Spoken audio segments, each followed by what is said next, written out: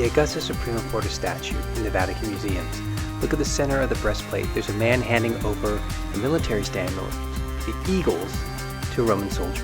Everyone viewing this knew that was a Parthian.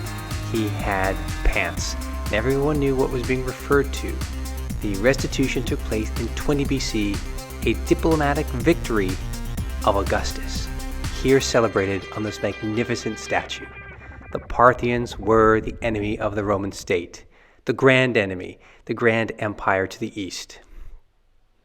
And Augustus really showcased his victory then over the Parthians. Here's a Parthian with his Phrygian cap, with his pants, and here he is kneeling in submission, in colored marble magnificently.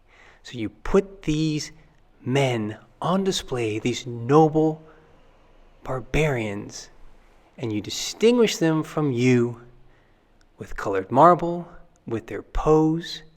They still look noble, they still look dramatic and impressive, a worthwhile adversary of the Romans, but the Romans, as we see in this artwork, are coming out on top.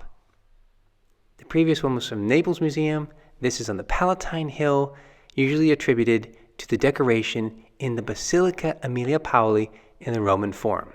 Another standout in the Roman Forum, much later, is the Arch of Septimius Severus, dedicated in 203, celebrating victories against the entire Parthian Empire, the conquest of that empire by Septimius Severus. And on the plinths here, that sustain the columns are the Parthians in their Phrygian caps, with their pants, being led in chains.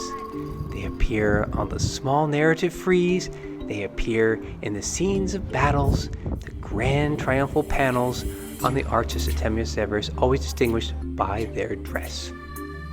It's non-Roman dress. Romans didn't wear pants, they wore the toga.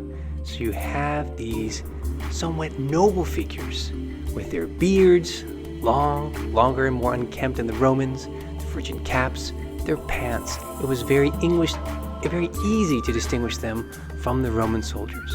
And in fact, look to the far left, you can see even a Parthian in triumphal parade with a little baby.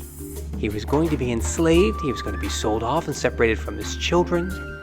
The long story is that slaves did oftentimes become free and become members of the Roman citizenry. That's the full picture. In the Roman form, you're though reminded of the other, of the foe, of the conquered. And still today, in the Forum Boarium, you also see a Parthian led in chains. On the Arch of the Argentati, which celebrates the Forum Boarium and the cattle market and the sellers and the buyers and the bankers. So here it's working its way into the daily experience in Roman life.